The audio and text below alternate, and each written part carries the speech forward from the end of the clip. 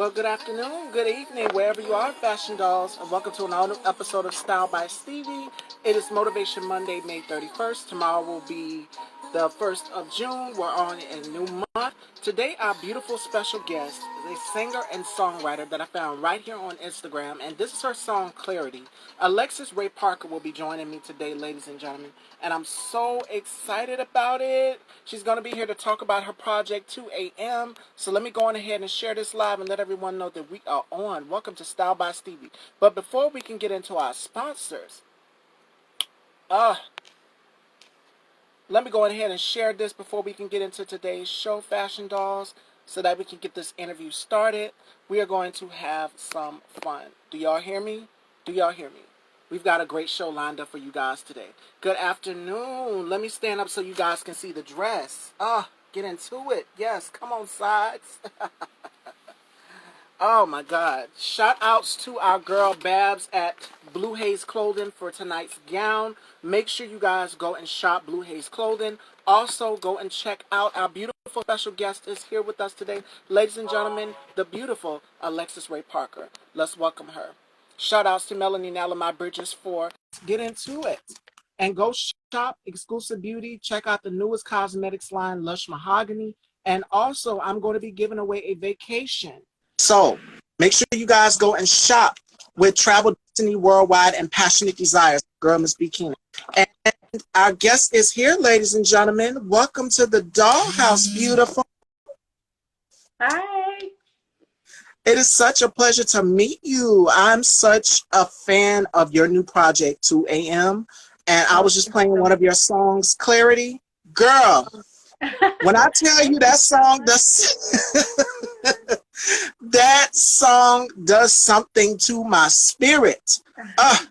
Let's get into it. So, how did you get your start in music? Okay, so I come from a musical background.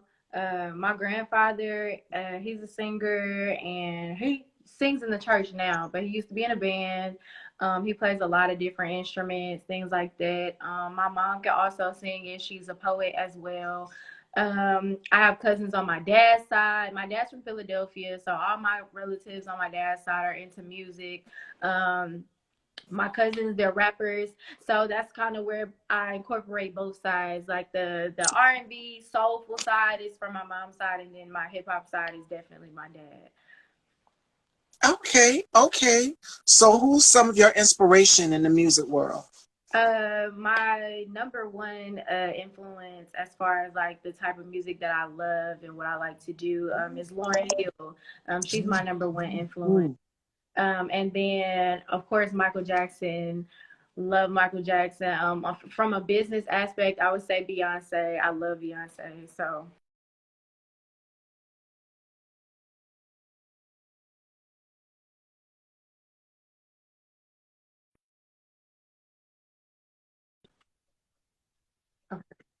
Okay. There we go. And Beyonce is one of your inspirations. That woman, when I tell you about Beyonce, she has such willpower, and I can see the willpower in you as well too. And I can tell that Lauren is a little bit of one of your influences, as well as Janae Aiko. Y'all just have this when y'all sing. Y'all have this soothing effect. Like it's very relaxing. Like y'all's music you can just put on a summer day and just go and chill with your bae, or if you're just trying to relax in the house. That's the type of music that I like. I like music that makes me happy, but I also like music that makes me feel calm in a calm atmosphere and environment as well too. So yeah. All right. My next question for you is, how would you describe your type of music? Because I see it more so as neo soul, or is it what they call it, trap soul? See, Miss Stevie's old school. I'm 27. So, so how would you describe the type of music that you make? Yeah, I would say, I would definitely say like I love neo soul, and that's something that's near and dear to my heart. So that's where I incorporate my sound, but also the trap soul. Trap soul is definitely my whole sound, my whole aura, everything. I think what really made me get into that was the fact that I can rap and I can sing, and I wanted to be able to incorporate both into my music to be able to show my lyricism and to still be able to give you some vocals. So it's kind of where that came into play. And then like listening to people like Janae Eiko, who does do the trap soul sound, and also Summer Walker and people like Bryson Tiller and Black and Tory Lanez, all those people that give you that hip hop side, but still let you know like we still got vocals too.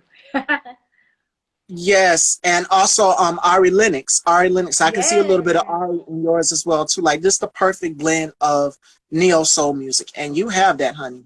So my next question for you is, what is your creative process? What is the process like when you're writing, when you're in the studio creating your music? So typically, well, when I first started writing, like I just used to like write in my notebook and I would journal a lot. As I've gotten older and I've grown and developed as an artist, I kind of just like go to the studio, and I don't really have a lot of people at the studio with me when I go. It's just me, whatever engineer I'm working with, and then whoever else would be helping me during my creative process. Right now, I work with two other people who are writers. A guy by the name of V Script. He's from New Orleans, but he lives in Atlanta, and he's an A&R rep. And then my friend Quintelli, who is also from, because I'm from Arkansas. If y'all didn't know, I'm from Arkansas I originally. detected the accent, girl. I was just about to ask. Yes, I'm from Arkansas, and so I have another friend. He goes by the name of Quintelli. He also is helping me with my writing process now, and so we all just kind of get together, and I'll tell them like, okay, this is what I'm going through. And I kind of want to talk about this today. And then like, we'll just go from there. We just start from scratch. They'll lay down some vocals so we can get the melody together. And then I'll just go in and write to whatever the melody is. And then like, if I need to change a few lines, we'll work together to figure out what else I could say instead of that. It's a really quick process now, because when I first started writing, I was just all about writing by myself. Like, I didn't want anybody else in the room. And I'm not recording until I'm done writing the whole song. And so now I've kind of gotten better about that. Having a team definitely helps. So Yes, and just an environment and being in that zone. My next question is for us. I'm going to give you just a piece of advice because we're both Black women in the industry. right. Never lose sight of who you are as a woman, and more importantly, continue to keep going forward, because I see so much talent in you. You are beautiful. We're both chocolate goddesses sitting up here on the screen, girl. But we've seen how the industry treats Black women for us in general. So what advice would you give young girls coming up in the music industry? Like you said, it's really just simple. You got to know who you are and you got to stand in that. Like I feel like it's easy as a young girl, especially. It's easy to get like swayed into a different direction if you don't know who you are as a person. So if you want to be in this industry, you definitely have to know yourself, know exactly what you want, and stand on that no matter what. Do not budge for anybody. If there's anything that makes you uncomfortable or that you don't want to do, don't budge. Like, really just stand firm on it. And you don't have to be rude about it. You don't have to be mean about it, you know. But when people see that you stand firm in who you are and that you're not going to budge on anything and that you're very serious about what you do, they respect you more. And in a male-dominated industry, that's very important. It's very important because I'm typically in a room full of men. So it's my word against theirs. But so if I say that I don't want to do something and they all think that I should do it, I just got to be like, no. And it's that simple. And then everybody be like, okay, well, I mean, you ain't got to. So it'll be that simple. But you really, really, you do have to know who you are and stand in it firmly. You cannot be in this industry and be weak. You have to have really tough skin, and you got to be able to be firm with people. You can't just, conform to what everybody else wants you to do, because then you'll never figure out who you are. Absolutely, 100%. And I remember Aretha Franklin telling Mary J. Blige, don't smile too much. And what she meant by that was, because men, like you said, it's a male-dominated industry for us as Black women. And, we heard so many stories of so many female artists speaking out, even Beyonce saying, no, I'm not going to go for that. And then if we speak out on it, Selena Johnson even said something. She said, if we speak out for it or if we fight for rights, because there have been times when Selena went on tour with other male performers and they were top notch, like at the top of the charts. So they would she said she would have to come to shows late you know, because they would try to place her first in the show because she was the only female on the lineup. And Yeah. the guys would get so much privilege. So we see how it is, the double standard for Right. men and women in the industry, entertainment Right. industry. Just being black in general is a challenge every day. So I agree with you on that 100%. But the point that I was making about Aretha Franklin telling Mary J. Blige not to smile too much because you don't want men to think that you're, you know, you're gullible. What's the Right. word to look for? And then when Right. we do speak out for rights or fight for rights, we get called a diva or the B word, or they Yeah. call us every name in the book. So Right. That's why I said there's a way to do things. Like you don't have to be mean or rude about it, but you know, just standing firm in who you are and being strong about it, you know, that goes a long way, definitely. absolutely, I agree with you on that. So my next question for you is, if you could collaborate with any artist, they can be dead, they can be alive, who would you collaborate with? If I could collaborate with any artist, okay, so I have three. I would want to collaborate with Lauryn Hill for sure. That's like Mm. my dream collaboration. And Erica Badu. And I will also want to collaborate with Andre 3000. I love Andre 3000. There's something about him. I thought you was gonna say Prince or somebody, but you give me that. It's trap soul. Trap soul has a little bit of R&B, has a little bit of funk. It's a Yeah. mix of everything. He's in his own category, like neo soul music. Neo soul music is a mix of Yes. jazz. It has a little bit of hip hop. It has a little bit of soul. Has all of that and more. And I've interviewed plenty neo soul artists, and they're saying, "How would you describe my sound?" I said, "In my own way. It's my own flavor. I Yeah. write, I produce, I do all of these things." And even with the industry, I'm gonna go back to because everybody's like, "Oh my God, Miss Stevie, you going to the woman card." Listen, it's been difficult in the industry for us. Let me Yeah. have my say so. It So, is. It's difficult. you don't see a whole lot of women producers and writers. And one thing I can commend Lauryn Hill for, and I know you love her for that too, is the fact that she writes, she produces. Yes. There's not that Yes. many. That's Angela always been a Winbush big thing and for me. Beyonce, Mary J. Blige, they all write their own songs or produce their own songs. You don't see, and Janae, you don't see that many women producing their own music in the industry. Yeah, you don't. You really don't. One of my biggest influences as far as like music production is Missy Elliott. Missy Mm. Elliott is one of the best in the game. She's an amazing writer. She's an amazing vocalist. She's an all-around amazing producer. Her and Timbaland coming together and creating such a collaboration that everyone can still feel to this day. That music is timeless. And so Missy for sure is one of those, but it's not a lot, and I wish that there were more.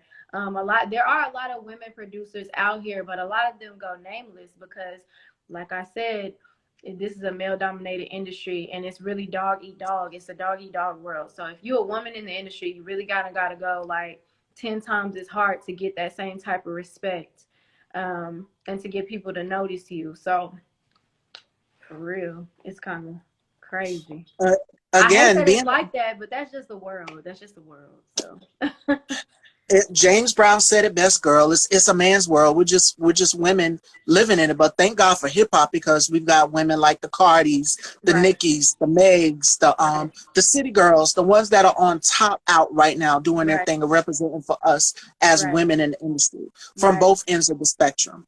And right. even, we see like the award shows. There's a lot of artists that are talented that have been snubbed, Hmm. like Brandy. Brandy, Oh, absolutely. the vocal Bible. I feel as though, and y'all can eat me up in the comments. I don't care. B7 deserved a Grammy. Oh yeah, I don't absolutely. know what That album, it I've was. listened to that album every day. Like I listen to at least one song from that album every day, and since it dropped, I've been listening to it every day. Brandy is just one of the most flawless artists ever. Mm, She do no wrong to me. She's never done any wrong. I love her. She definitely gets snubbed a lot. I feel like she deserves a lot more than what she does have. Everybody loves Brandy. Everybody knows Brandy. But as far as like the recognition that she deserves and the accolades that she deserves, she hasn't gotten them, and it's saddening to see that, but it's just a real thing. It happens. There's so many talented female vocalists out here, like Coco from SWV, Jasmine Sullivan. I feel Absolutely. like they don't get their just due. And again, it just like you said, the industry is so male dominated. You see Absolutely. women Absolutely.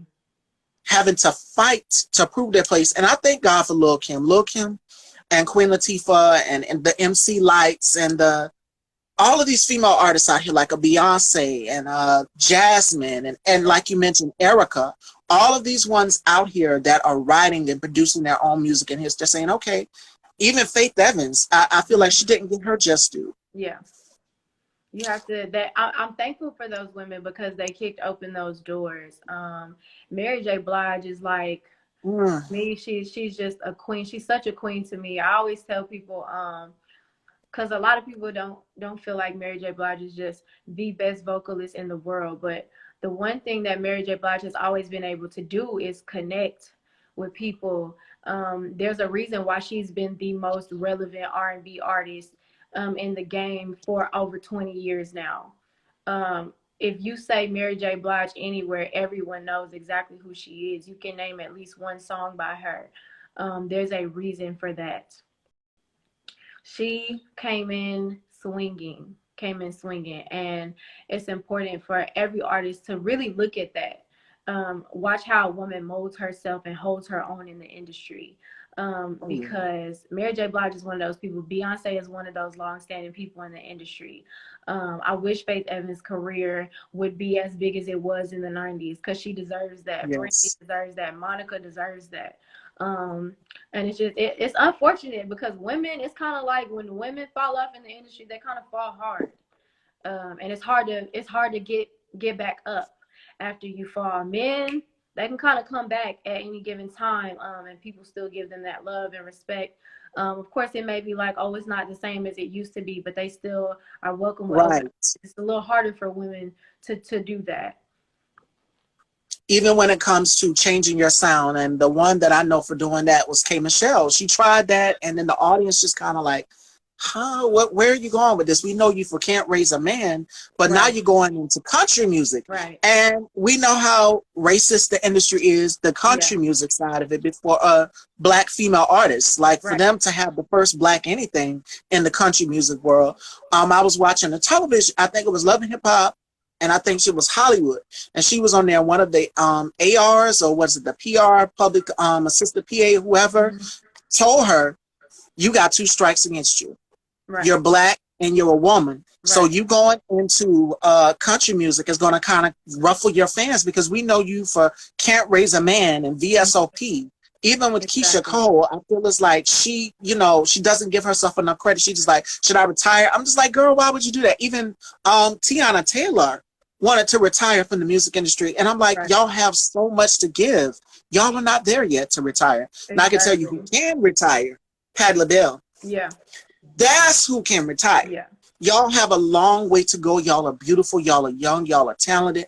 And there's a whole lot of the industry that Aretha and Patty and the Gladyses, all of them has told us about, Right. with longevity, with being a black woman in this industry. And it feels like sex sells. You have I to can be, it's the understand. girl who can I be on can top. understand. I understand why the people like Tiana wanted to retire, and there are so many younger artists wanting to stop doing music. Because Ari Lennox had even said it at one point. Being a woman in the industry is very difficult, and it will eat you alive.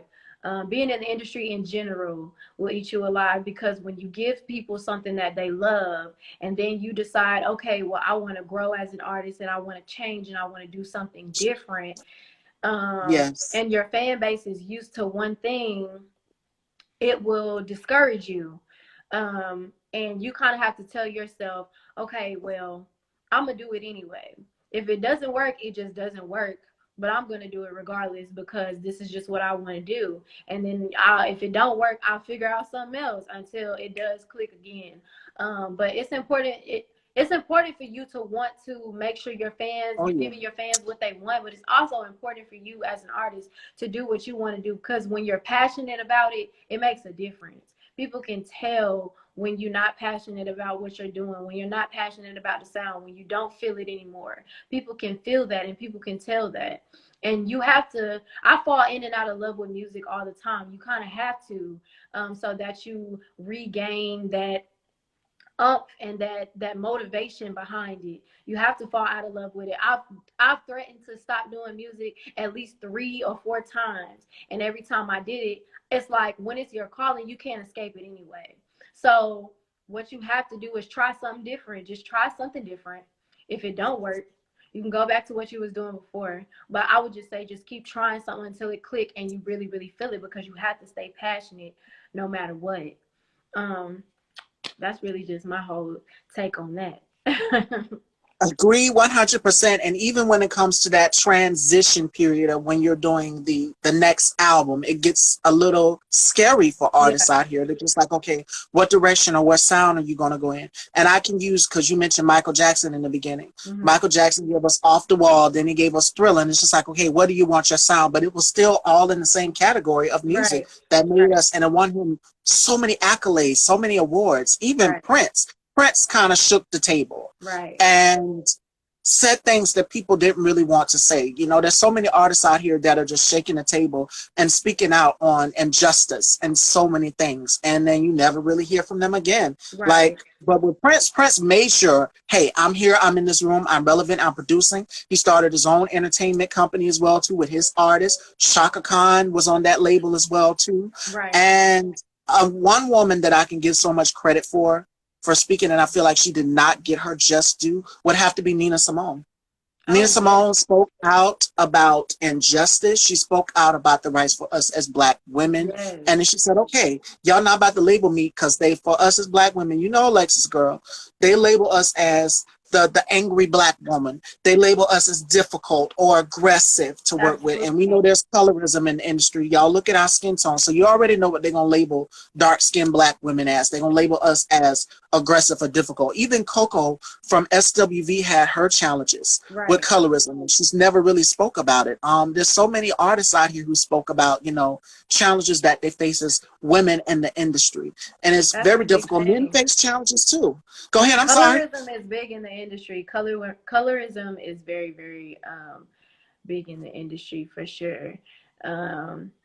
It sucks, but it's just a real thing. Like I said, this is the world that we live in.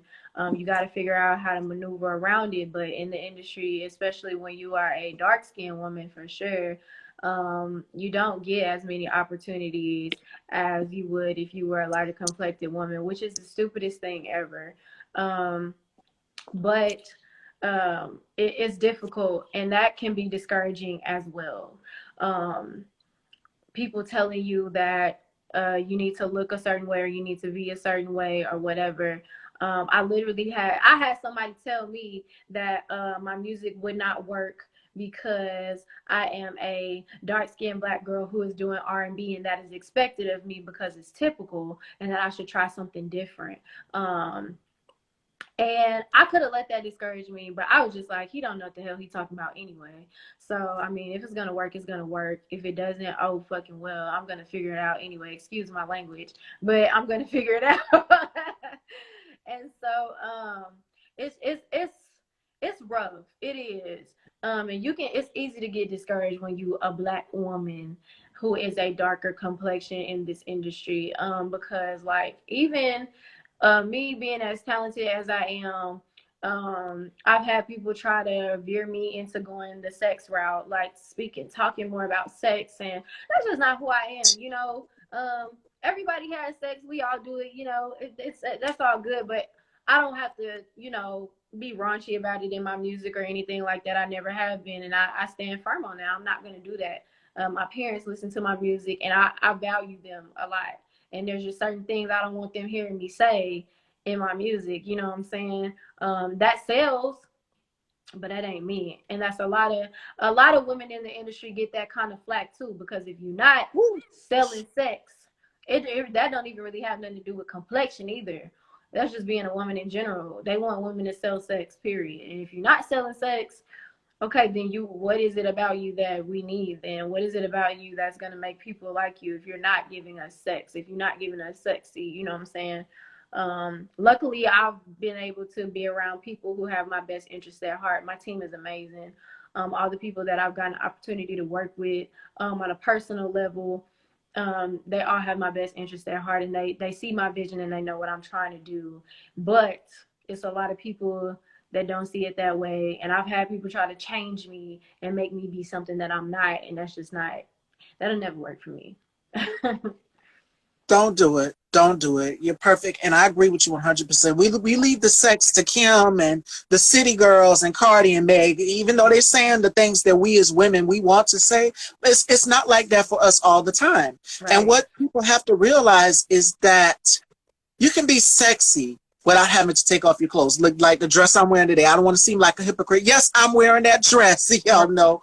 But at the end of the day, you don't have to take it off to be sexy. Just your lyrical content in itself. Read between the lines. Men can say certain things in songs, like you mentioned Tory Lanez and the Chris Browns and the Genuines. They can say things in songs. Right. But when we say something, oh, she's being very assertive. Why can men want what they want? But then when we speak out and say what we want in a song, you know, we want to be romantic or whatever. It's a problem. So it's the double standard for me. And I agree with you on that 100%. And definitely a double standard. Definitely a double going. standard, because when the WAP song came out, and it was so many people talking about like how raunchy the WAP song was, and I'm like, you know, men in the industry have been saying whatever the hell they want to say for a long ass time. Yeah, I think this goes back to like Uncle Luke. You know what I'm saying? Like, he was saying a whole bunch of shit that the women are coming out and saying now because we're comfortable with our sexuality. It's difficult as a woman to be comfortable with your sexuality and put it in your music. So I commend those women like Cardi and Megan and all of them for talking about that stuff, because, you know, that's what they like. That's what sells. That's what's getting them their money. You know what I'm saying? It doesn't necessarily make them any, it doesn't make you, it's messed up, because when you say certain stuff as a woman, people look at you like you're a whore, quote unquote, or you sex object, or whatever. exactly. Yeah, sex object. And that's not necessarily what it is. Them women doing what makes them money, just like these men have been doing all these years. But when women do it, it's like, it's always a double standard. Oh, exactly. She's inappropriate. And I can give you one of the greatest to do it. And I love her so much. She's like my spirit animal. Millie Jackson was the first to do it. She said things that she gave you rock and roll. She gave you country. She gave you blues. She gave you soul. She gave you R&B. And she was so unapologetic about it. And fearless and bold. Yes.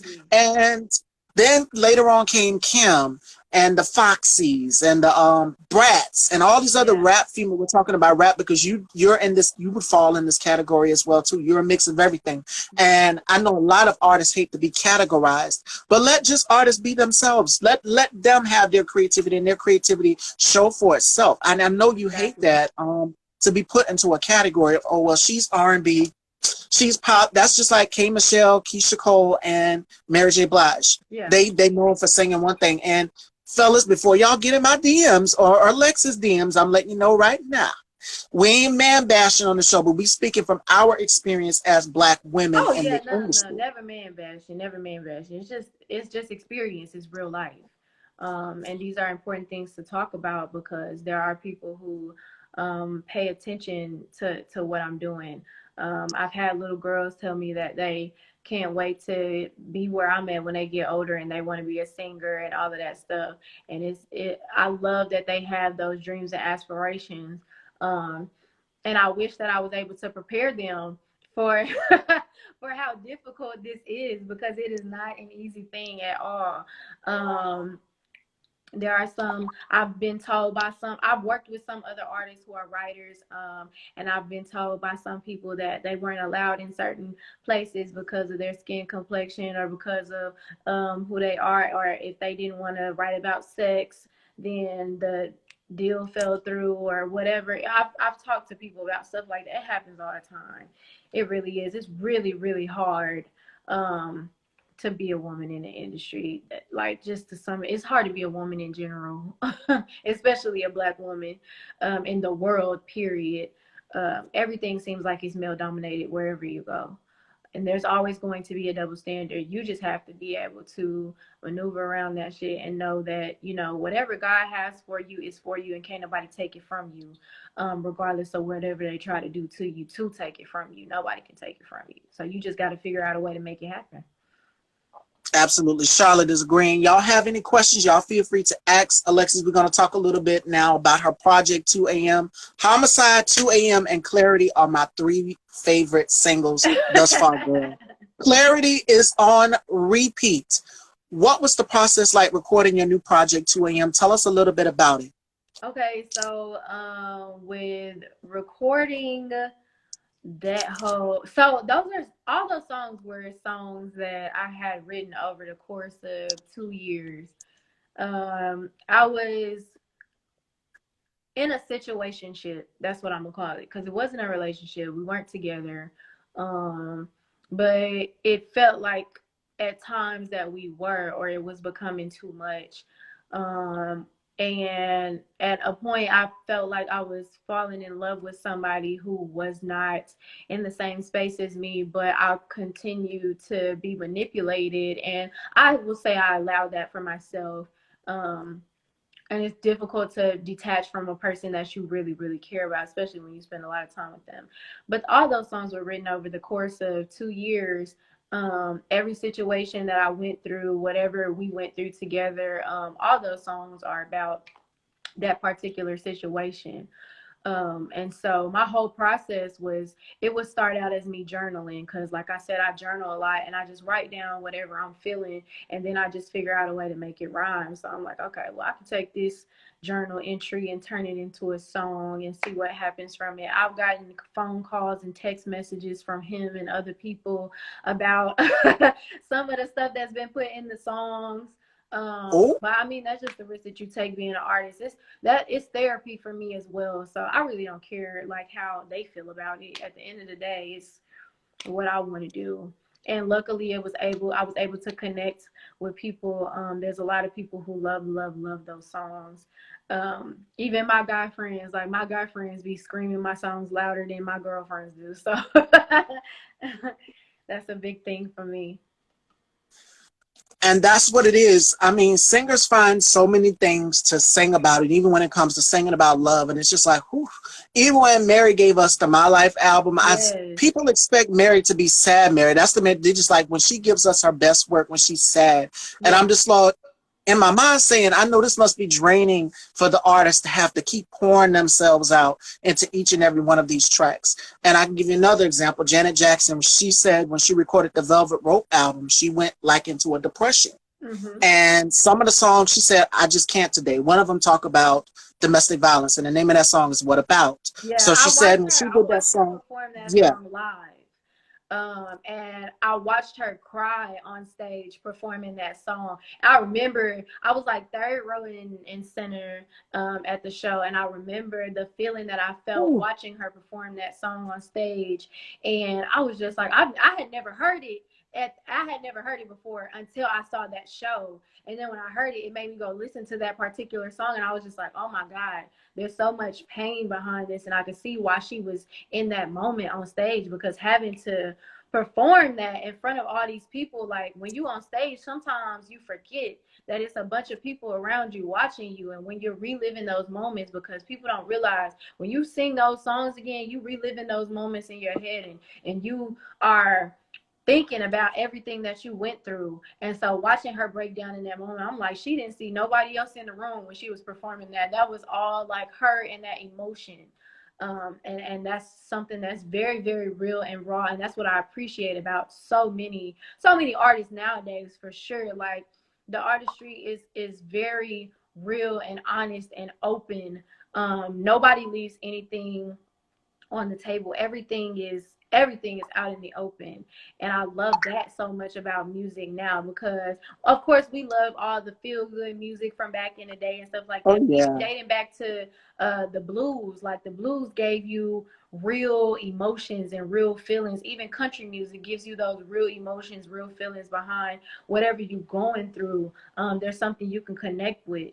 And so that's important. Mary J. Blige is definitely one of those artists that I look at as like, she gave us everything. She gave us the feel good music. She gave us the heart rate music. She gave us the get up and dance music. She gave us gospel. She gave us everything. And that's why I say it's important as an artist to do all those different things too. But yeah.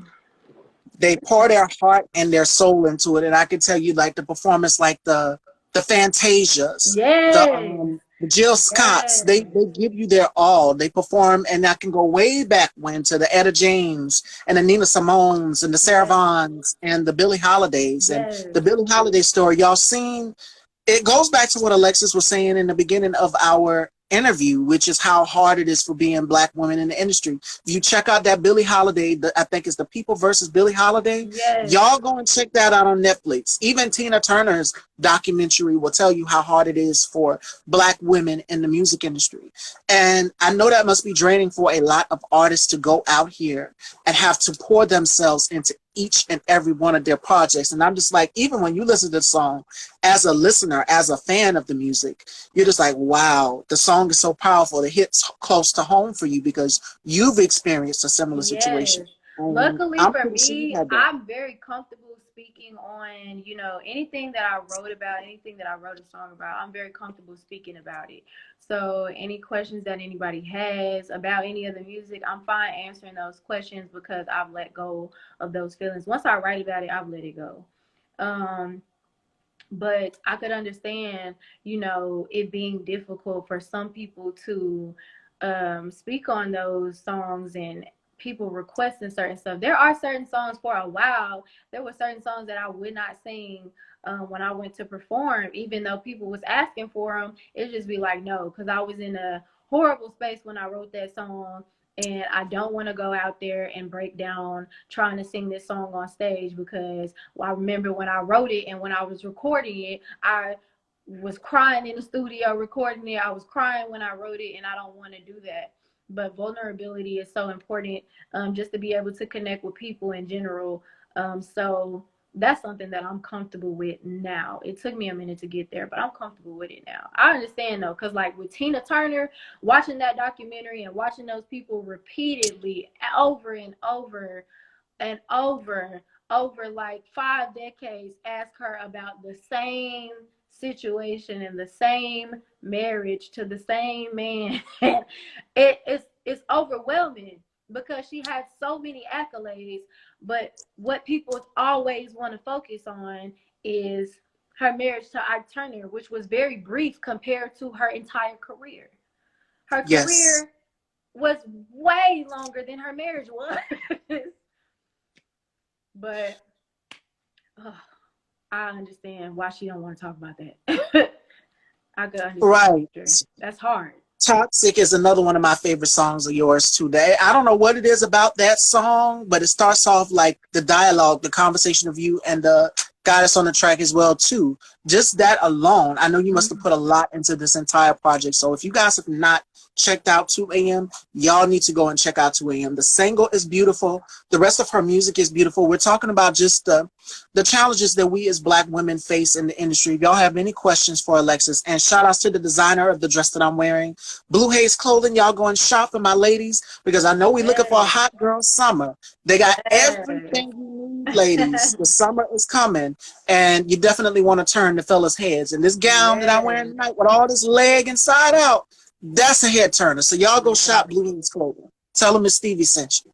So my last question for you is, how do you find peace? Because there's been so much that has happened throughout 2020. We've seen it with our eyes with this election and everything.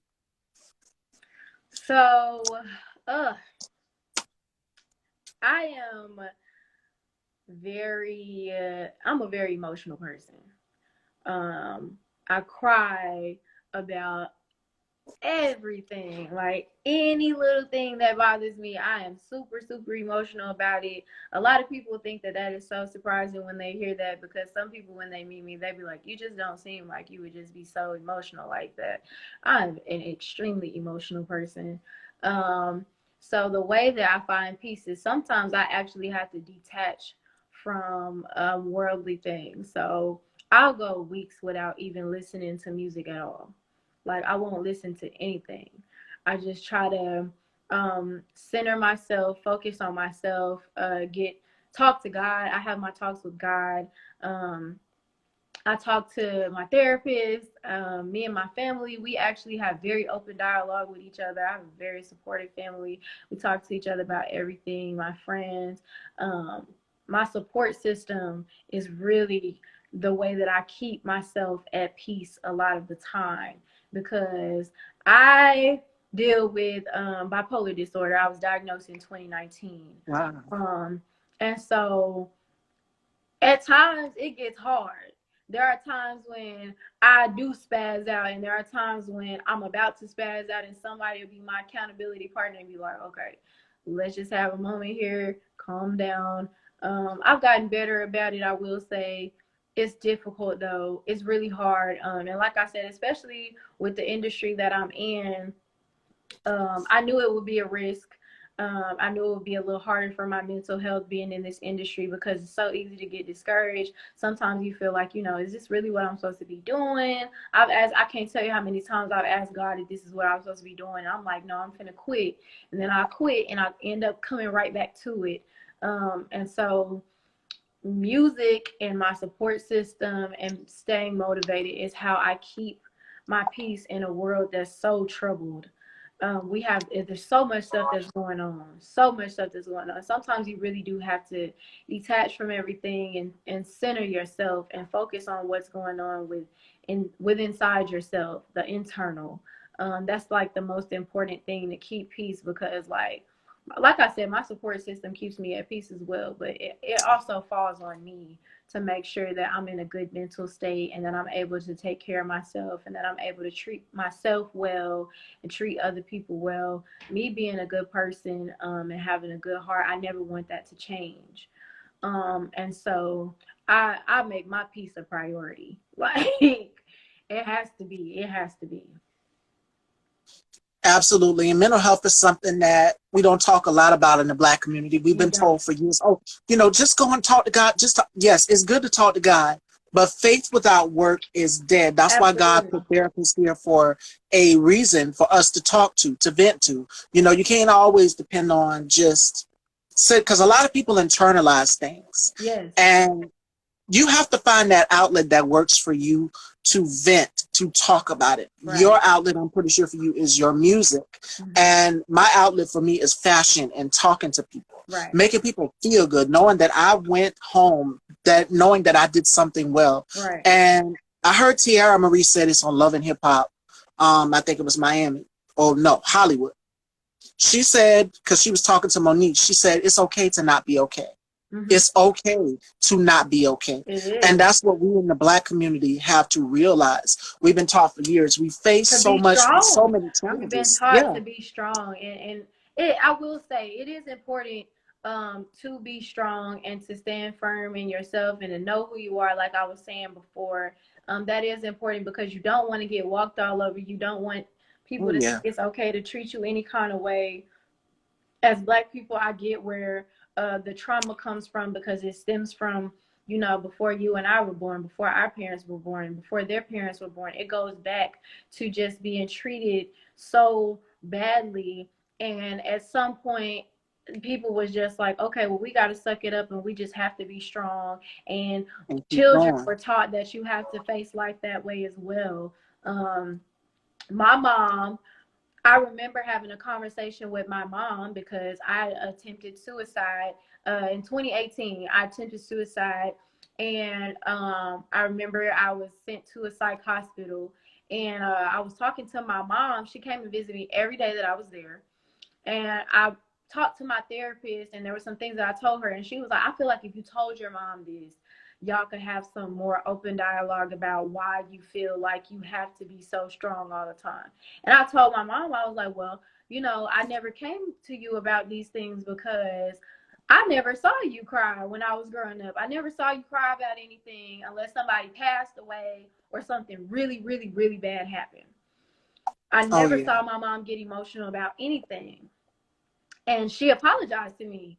And she was like, I'm so sorry that I didn't let you see me cry, and I didn't let you see those angry moments that I had, and I didn't tell you about the times when I was going through this or that. because I feel like that would have made it more comfortable for you to feel like you could open up instead of bottling it and breaking. And that was the point that I had gotten to. I felt like I was being so strong that I just broke one day because I was like, I'm exploding inside. I can't keep all this stuff inside of me. It's bothering me. It's eating away at me. And I can't live like, I literally felt, I was like, I can't live like this. I don't want to live like this if this is how it's going to be. And letting all of that stuff go really changed everything for me. Talking that in the Black community, I don't think people understand how important it is. Our generation and our children, our parents, everybody, we all have these communication issues, and people think that you just have to be so strong. You can't show any sign of weakness. If you're emotional at all, it's being weak. I actually think if you're okay with being vulnerable, it takes a very strong person to be open and vulnerable about the things that they deal with and what they go through. You can't let the fact that you want to be strong and you don't want people to see you weak overpower your own mental health, because that what other people think, that's not as important as how you feel on the inside. At You all. got to be able to take care of yourself. That's a conversation that has to be had more. And I try so much. I don't have any children, but when I do, I want to be able to break that cycle, because my mom did deal with that. My grandmother was like that. She wasn't emotional like that. My great grandmother didn't have time. All those kids that they had, you taking care of a home, taking care of a man, all of that stuff. They have time to speak on a lot of things. And when they did, it was just like, we've already been through so much trauma anyway. Why keep bringing it up? Let's just suppress it. And I don't want to be like that, because your feelings are valid. What you go through is valid. However you feeling every single day. If you happy one day and you not the next day, it's okay. You ain't got to be okay every day. Absolutely. And that's the thing within the Black community. From 500 years of oppression, Absolutely. they expect us to continue to keep it all bottled in. No, at a certain period of time, a person is going to snap. It's just like the old analogy my mom used to use all the time, because I used to get in trouble with my temper real bad when I was like 16. I'm 27 now. My mom said, your temper is going to get you in trouble. And she also said, what happens when you shake up a soda bottle? We all know what happens when you unscrew the top. It all comes pouring out. It all comes flying out. And it's the reason why. It's because you kept that anger bottled up inside. And you lash out on the wrong person, you really got yourself in a situation. Right. So what are you going to do now? And it goes back to what you were saying, having people around you that are a strong support circle around you. Like, I know my girl in the comments, Blue Haze. I've known her for 3 years. And she'll come back and she'll have conversations with me like, girl, you shouldn't have did this. Like, why did you do this? Why did you say this? Take a little bit of accountability and hold yourself accountable as well, too. And have people around you who are willing to call you out on your BS and say, okay, girl, not today, Miss Thing. We're not doing that. You need to control that temper. You need to find an outlet. Find something that works for you. Right. And I'm glad that I have people around me as well, too. We both have people around us, especially family. Family is the most important virtue. Absolutely. It's the most important value. Having family around you is everything. It is so important. Because I know, like you said in the beginning of the interview, a lot of people have lost their moms. They've lost their grandfathers, their grandmothers. They've lost their dads. And it's difficult for them to process that. Right. I got a message this morning. One of my close friends lost a family member. And the thing about it is coping. I was telling her boyfriend, I said, you know what? Coping. She's going to have to cope with this. She's going to have to grieve with this. Right. I said, if I can be an outlet for you to support, if you and reach out to people. Don't be afraid to reach out to people and say, okay, I'm not feeling well today. And even sometimes with me on this platform, my facial expression, shout outs to my sis, Janelle Deonce, she'll hold me accountable a little bit as well too. And she'll tell me like, sis, that ain't it. And shout outs to my other colleague and brother, I call him my brother, K-Tooks. He'll be like, Miss Thing, no, that's not it, because I'm a Scorpio. And Scorpios... My best friend, she's back there, and she's a Scorpio as well. And so I understand. I had to do that with her, because we clash sometimes, because she's very hard on herself. She's very hard on herself, and she doesn't think she's doing as well as I see. Like, from the outside looking in, it's just like, she feel like sometimes I don't understand, but it's just like, if you could see yourself in my eyes, you are doing amazing. Stop being so hard on yourself. I definitely know that's a Scorpio thing for sure. She is exactly like that. And I think everything has to be perfect. We feel like everything has to be perfect. Everything has to be in Yes. tip-top order. Even with me, because my mom would tell me sometimes, like, stop stressing yourself out over little things. You did well. You did excellent. I'll even go back, and yes, I do. I watch some of my interviews, and I'll be like, okay, how did I do on this one? How did I do on this one? Because I have so many that I've done. Right. And I'll critique myself like, nah, you shouldn't ask that question. You could have did better. You didn't go, too far. And I don't want to go too far. And that's what I tell people all the time when they come on my platform. I ain't trying to be Wendy. I ain't trying to be Oprah. I don't get up in people's business. I ain't a black capitalist. I'm not Oprah, that's for sure. Right. And I'm not looking to get all up in people's business. I leave that to Wendy Williams. Right. But my job is to bring people on my platform to their fans, their followers out here, their listeners who love their music, who want to get into the music industry. Because there's so many up and coming artists out here, like from the ass out. There's so many of them that sing, write, do all of these things, even play instruments. Like, I can give you the perfect example, Alicia Keys. Right. I've seen this woman play a piano and just sit up there. She can even do it a cappella. Even with Whitney Houston, we've seen this woman do a whole concert a cappella. Right. No music, nothing. Right. So how much talent have you seen do that? And there's so many up and coming artists along the way that can just give you that as well too. So give the ones that are up and coming a chance too. And that's what I do here on my platform. So that's why I reached out to Alexis, because I said, I have to get this girl on my show. Right. Who is she? She's beautiful. She looks like me. We're both chocolate. And I said, I have to get her on my show. Clarity was the song that I heard, because I was going through and I was checking out some of your music, and I said, oh my gosh, she's beautiful. She's talented. She writes, she's produced, and she's a woman just like me. So we both have that in common. So I said, why not, as a black woman to another black woman, let her talent shine as well too. And in the industry, that's another thing that I noticed that they do. That's the last point I'm gonna make. And if you guys have any questions for Alexis before we wrap up, because 3 p.m., for my ladies, we got something. Yes, Joe Beeman is going to be in the building. And at 4 p.m., we have Kevin J. Stone. Again, ladies, so y'all stay tuned.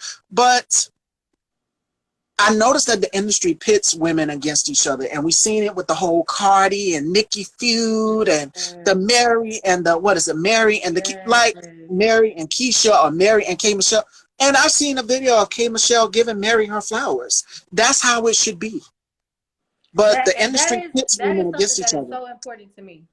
That's something that's very important to me. Because I've seen it in the industry, and that's something that my mother instilled in me. Like, once you get into this industry, don't let nobody make you feel like you got to be against everybody else, or everybody's against you.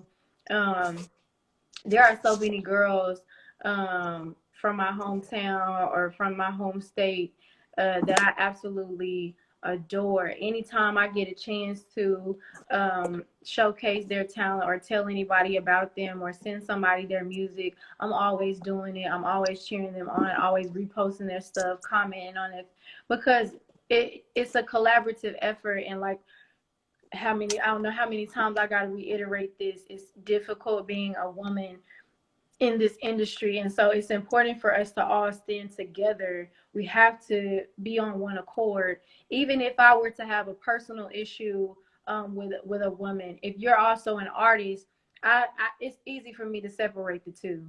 I'll never make you feel like I don't support you, especially when I know that you're talented. I'll always give you that support. I'll always 100% stand behind you, even if there was a personal issue, because that's very minor compared to the bigger goal here. We all got the same goal at the end of the day. So it's not my job to try to undercut anybody or to rob anybody of an opportunity or to not be supportive of them, because I know what it feels like to feel like, you don't have no support from the people around you, because some people will look at you as a threat if you're doing more than what they doing.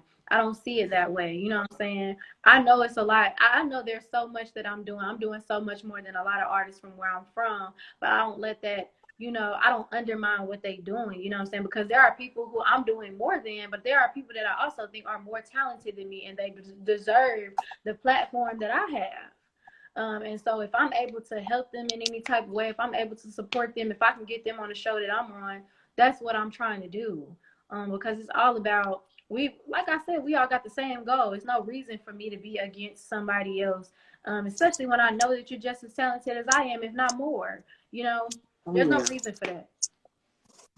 And I hate it so much. And one thing I can commend even Jocelyn Hernandez, Love and Hip Hop, I'm bringing some of these female artists up that have started on this platform. She told Wendy Williams this: give these girls their flowers.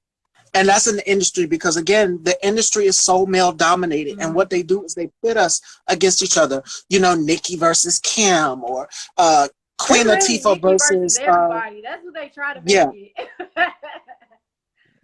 So, I mean, that's what they do in the industry. It's like, be damned if you do, be damned if you don't. I'm just Right. like, I'm trying to shine. She's trying to shine. Why not give all of us our credits? One girl is doing well, the next girl is doing well. And that's what they feel in the music industry. Even for the world of journalism and fashion where I'm at, it's like one girl can be on top. Because I did modeling as well, too. So I already know what it's like, professional modeling. Not no big, like the Chanel shows and Right. stuff like that. Tyra and Naomi. That has been the battle that's been going on for years. And Too yes, long. for decades. And they came out and they finally said, you know what, my sister, let me sit down and have a conversation with you. Tyra brought Naomi on her show and they had a conversation. Right. And they said, because we know how anti-black the fashion industry is and somewhat of the music Oh, industry as well, absolutely. too. The fashion industry is way worse than the music industry. You're not thin enough. You're not thin. You're too thick. You're too this. You're too that. We know how. I'm thankful for women like Lizzo and Meg Thee Stallion, voluptuous women that look like us.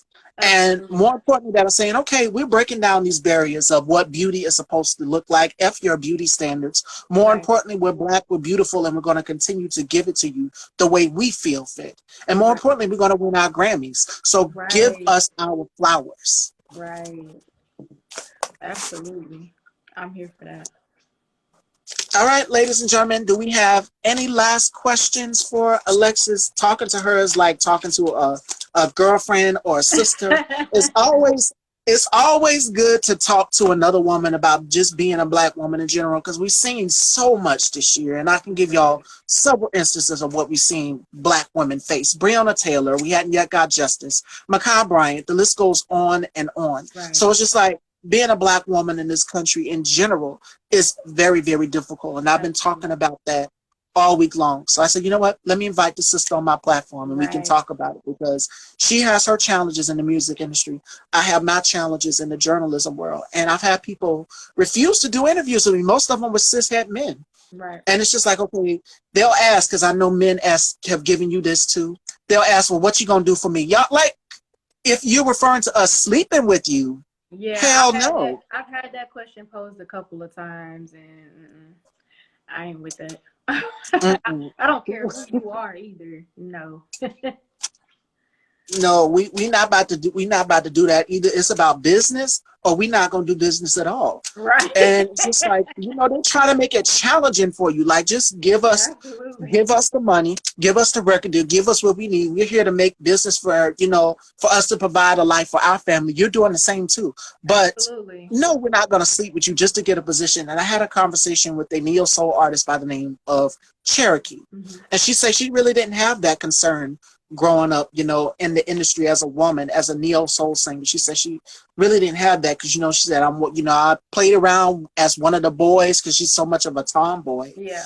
And she said, I never really had that, because you hear so many stories about women, having to force men off and do all of these things just to prove themselves in the industry. Absolutely. It happens all the time, for sure.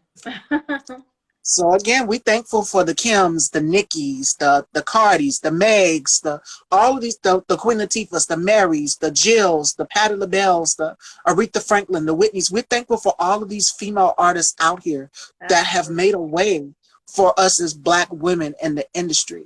Even having to say no. And the most beautiful of the most beautiful, I would have to say, is Dorothy Dandridge. We've seen her turn down, something and say, we seen the movie with Halle Berry, how she was treated because she came to a hotel. She was going, I think, to a hotel for the Oscars. That's what it was. And they told her, no, you got to go around the back. So that's how far we've come in this industry. Right. That's wild. So it's a long way. If we don't have any more questions for our beautiful guests, ladies and gentlemen, coming up next, my ladies, we got something for you. Joe Beeman will be in the building coming up next. And thank you so much, Alexis. Much love So much and for having success. me. I definitely enjoy talking to you. This is such a breath of You are so fresh welcome. air. Thank you so much. You are like a breath of fresh air, so we definitely will keep in touch. And you reach out to me anytime you want to come back on and promote your music, anytime. You're more than welcome to. Absolutely. Thank you so much.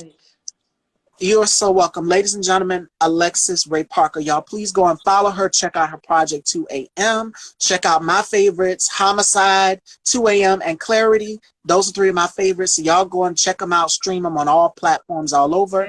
And coming up next, ladies, we got something for you. It ain't Chocolate City, it ain't Magic City, it ain't Magic Mike, but we got Joe Beeman in the building. So y'all take care. Bye-bye. And I'll talk to you later, lovey. Bye-bye.